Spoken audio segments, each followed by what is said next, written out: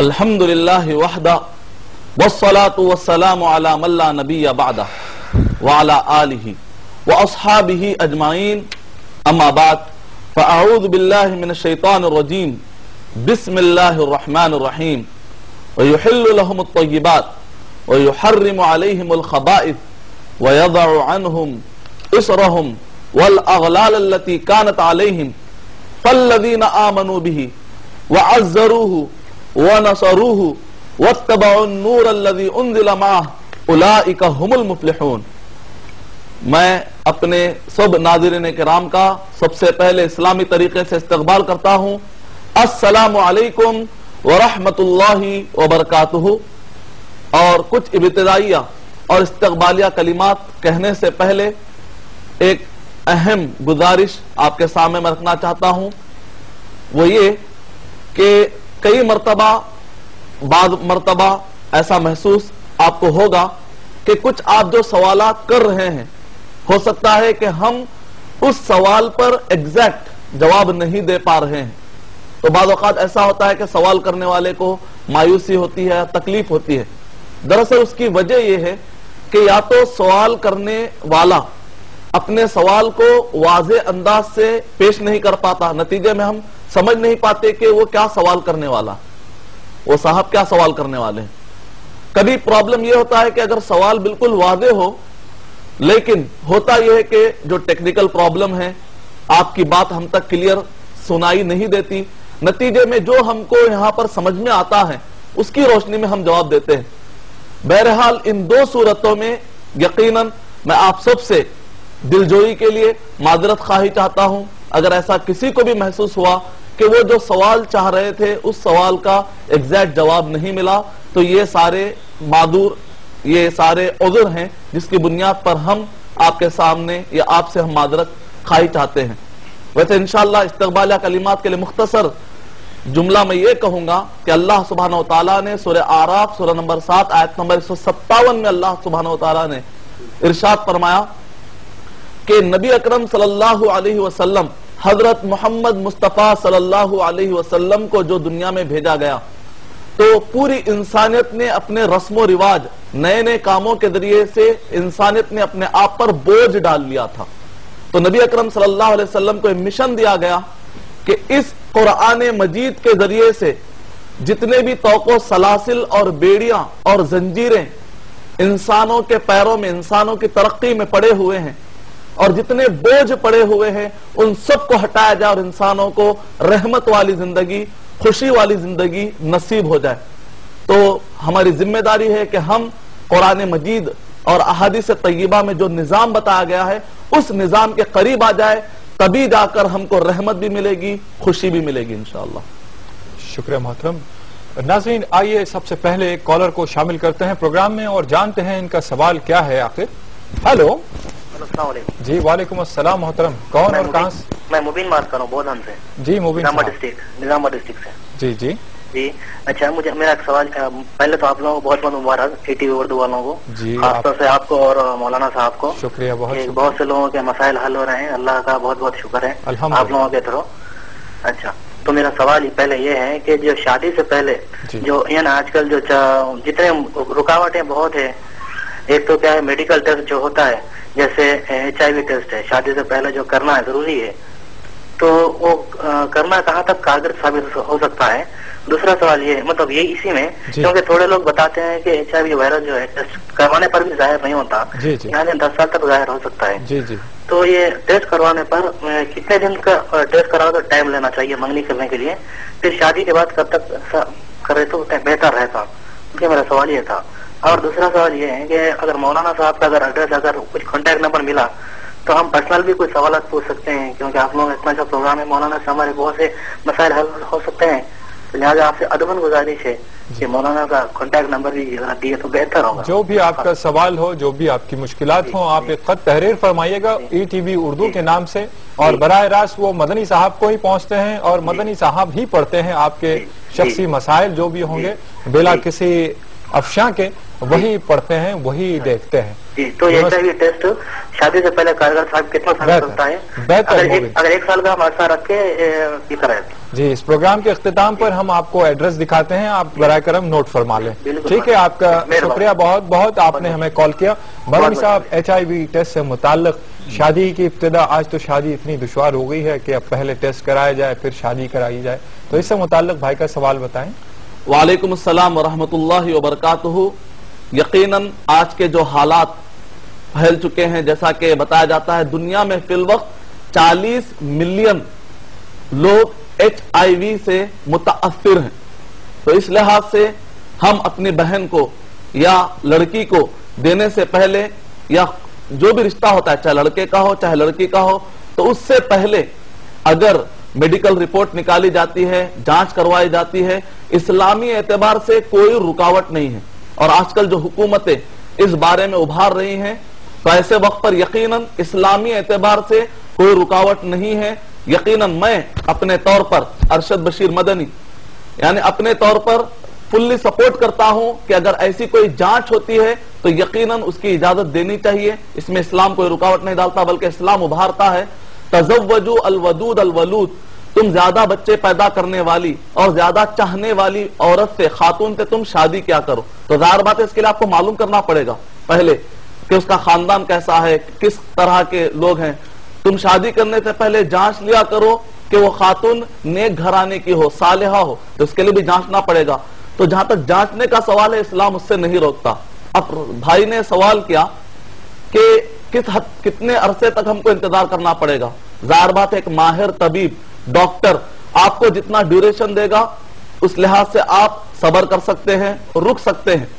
لیکن سورہ بقرہ سورہ نمبر 2 آیت نمبر 286, لا یکلف اللہ نفسا الا وسعہا, اگر آپ بہت زیادہ سوچیں گے تب تو آپ شادی نہیں کر پائیں گے. ایک حد تک جتنی استطاعت ہوتی ہے جانچ کروا لینا چاہیے.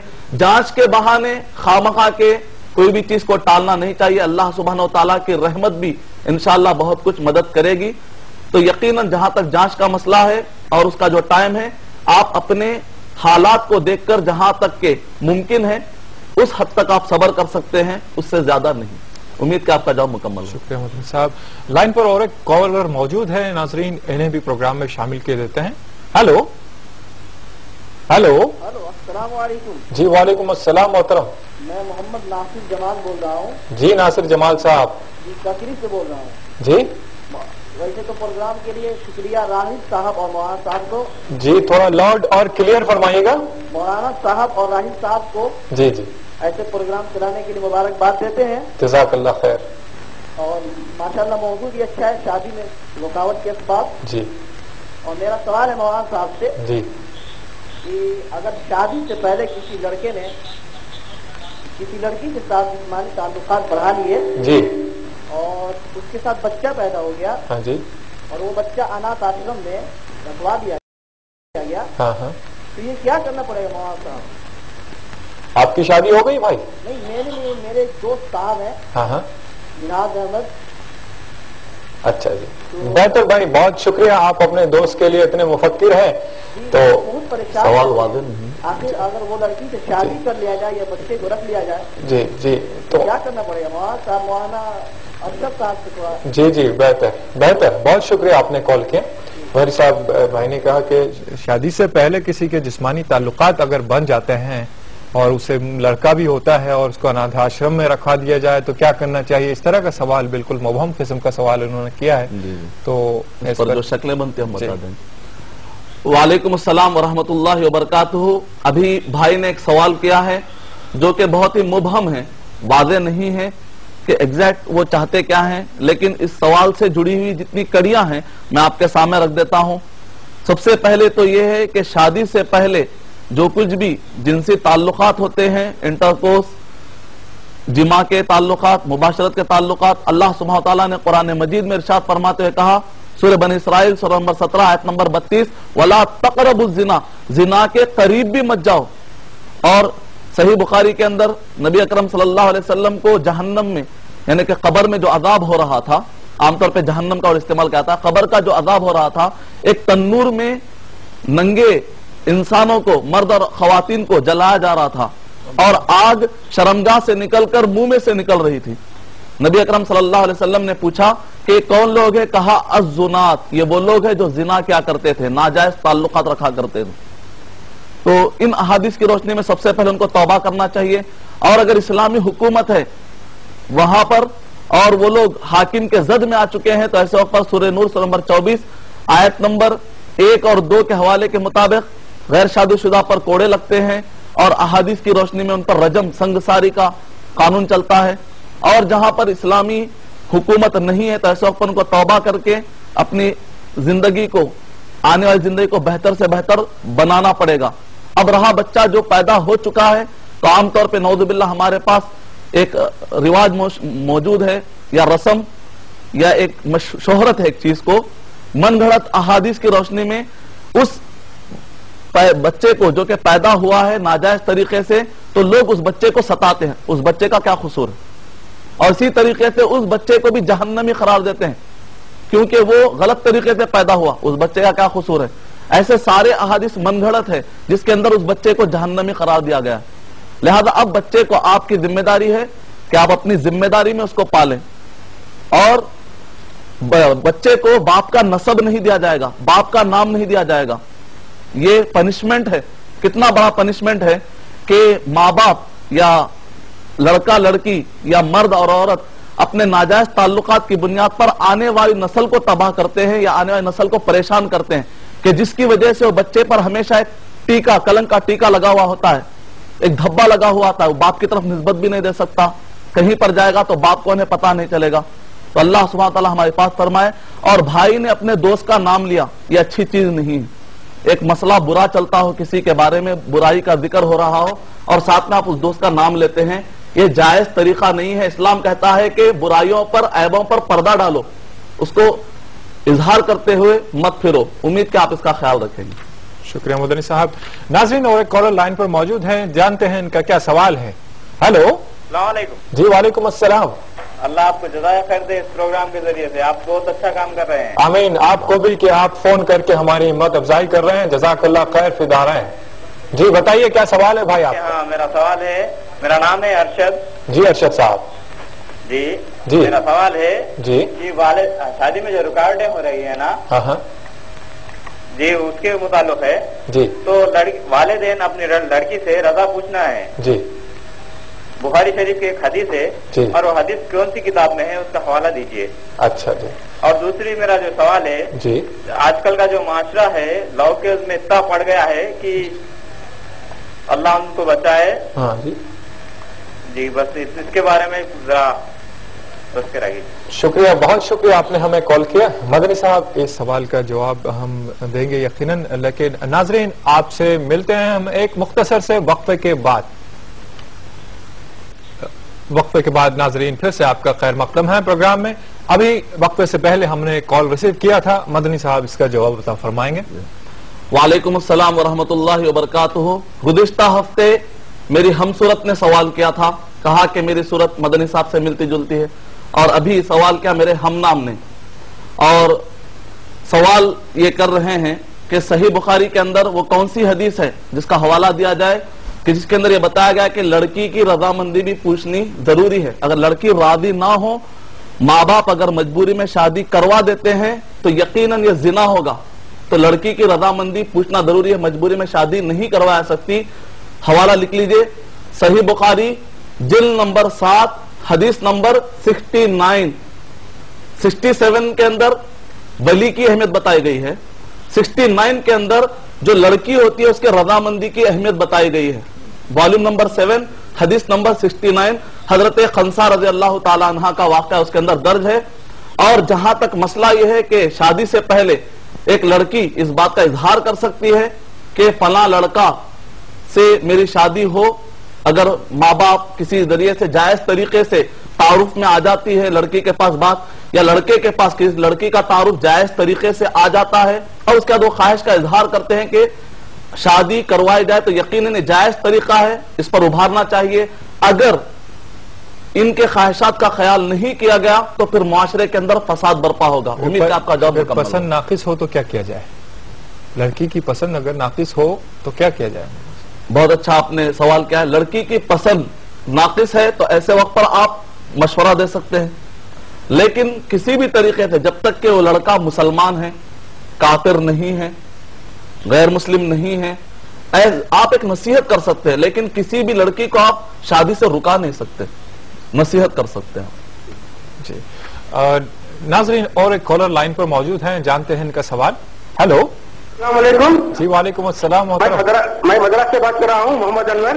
مدراس سے محمد انور صاحب، چنئی سے بات کر رہا ہوں۔ جی جی، آپ کا پروگرام دیکھ رہا ہوں میں، ماشاءاللہ آپ کا پروگرام بہت اچھا ہے الحمدللہ، اور ہم لوگ اس سے بہت فائدہ اٹھا رہے ہیں، جی اللہ کا احسان ہے، بہت فائدہ اٹھا رہے ہیں، جی جی اور ہمارے گھر کے عورتیں بھی دیکھ رہے ہیں، جی، اس سے بھی بہت فائدہ اٹھا رہے ہیں۔ میرا سوال چھوٹا یہی ہے، جی بتائیے۔ جو سعودی میں رہتا ہے لڑکا، جی، لڑکی مدراس چنئی میں رہتی ہے، اچھا، تو فون میں شادی ہو جاتی ہے، ہاں ہاں، وہ کیا ہو جاتی ہے اچھا شادی؟ اور ایک کیا ہے، مولانا صاحب نے کہا ہے کہ 2 وکیل چاہیے، جی ادھر میں تو وکیل تو نہیں رہیں گے، جی، تو ٹیلی فون میں ایسے ہی بات ہو جاتی ہے جی، کہ آپ سے میں نے کیا کر دیا، یہ کیا جائز ہے یا نہیں ہے؟ اچھا جی، بہت شکریہ بھائی، ہم سمجھ گئے آپ کا سوال کیا کہنا چاہتے ہیں۔ مدنی صاحب، یہ دور ٹیکنالوجی کا ہے اور ٹیلی فون پر، انٹرنیٹ پر اس طرح کی شادیاں ہو رہی ہیں، تو بھائی کا سوال اس سے ہی متعلق ہے، جو 2 گواہوں کی جو ضرورت پڑتی ہے اس سے متعلق جو بات اہم ہے وہ بتا دیں۔ وعلیکم السلام ورحمۃ اللہ وبرکاتہ۔ آپ نے دور حاضر کا ایک سلگتا ہوا مسئلہ آپ نے چھیڑا ہے، یعنی کہ اہم مسئلہ ہے، اور آج کل ایسا پیش آ رہا ہے کہ انٹرنیٹ کے ذریعے سے اور فون کے ذریعے سے نکاح کیا جا رہا ہے۔ تو سب سے پہلے اس طرح کا نکاح کرنا خطرے سے خالی نہیں، میں یہ نہیں کہہ رہا ہوں کہ ناجائز ہے، جائز ہے، شرط یہ ہے ایسا نکاح کرنا انٹرنیٹ کے ذریعے سے، فون کے ذریعے سے اگر نکاح ہوتا ہے تو جائز ہے، لیکن اس کے لیے کچھ کنڈیشن ہے۔ اس کے لیے کنڈیشن یہ ہے کہ کہیں سے بھی دھوکے کے امکانات نہ ہو، آواز بدلی جا رہی ہے یا ہے کہ وہ شخصیتی موجود نہیں ہے، تو پہلے یہ پورا بھروسہ حاصل کر لیا جائے کہ جس لڑکے سے بات ہو رہی وہی دولہا ہے، اور جو لڑکی کے بارے میں گفتگو ہو رہی ہے وہی دلہن ہے، کہیں ایسا نہ ہو کہ بعد میں چل کر مسائل کھڑے ہو۔ تو اس کے واضح کرنے کا طریقہ یہی ہے کہ جب آپ اتنا غائبانہ انداز میں نکاح ہو رہا ہے تو ایسے وقت پر آپ کا کوئی نمائندہ ہو جو کہ سعودی عرب میں ہو لڑکی کی طرف سے، لڑکے کی طرف سے کوئی نمائندہ ہو جو مدراس میں ہو، جو یقین کر لے کہ یقیناً وہی لوگ ہیں جو آپ کو مطلوب ہے، اور یہ جو نکاح ہو رہا ہے پوری آواز کے ساتھ جو کچھ بھی ہو رہا ہے اس کے اوپر 2 گواہ ہونے چاہیے۔ اب یہ گواہ آپ کو اگر مدراس میں مل جاتے ہیں الحمدللہ، یا سعودی عرب میں مل جاتے ہیں، اگر یہ چیزیں واضح ہو جس سے کہ دھوکہ نہ ہو اور ایسی کوئی غیر شرعی حرکت نہیں ہوتی ہے تو الحمدللہ جائز ہے۔ کام مکمل ہونے سے پہلے بھروسے کی ساری چیزیں حاصل کر لیجئے تو یقیناً جائز رہے گا۔ امید کا آپ کا جواب مدنی صاحب۔ آئیے ناظرین، اور ایک کالر لائن پر موجود ہے۔ ہیلو ہیلو، السلام علیکم۔ جی وعلیکم السلام۔ جی میں یہ کہنا چاہ رہا ہوں کہ اپنا نام اور مقام بتائیے گا۔ میرا نام احمد ضیاء ہے اور میں دلی میں ہوں اس ٹائم۔ جی فرمائیے، کیا سوال ہے آپ کا؟ میرا سوال شادی سے ریلیٹڈ نہیں ہے، میری اس ٹائم بہت زیادہ طبیعت خراب ہے، ڈاکٹر نے کینسر بتا دیا اور درد بھی بہت ہوتی ہے۔ اللہ صحت عطا فرمائے آپ کو بھائی۔ ہاں بتائیے۔ درد میں تھوڑا آرام مل جائے تو اس کے لیے کیا کریں، کیا دعا پڑا کریں کہ درد میں تھوڑا آرام مل جائے؟ اللہ کریم ہے بھائی، آپ کے درد کی دوا مدنی صاحب دعا دیں گے ضرور۔ اور ایک کالر کو اس پروگرام میں شامل کرتے ہیں ناظرین۔ Hello hello,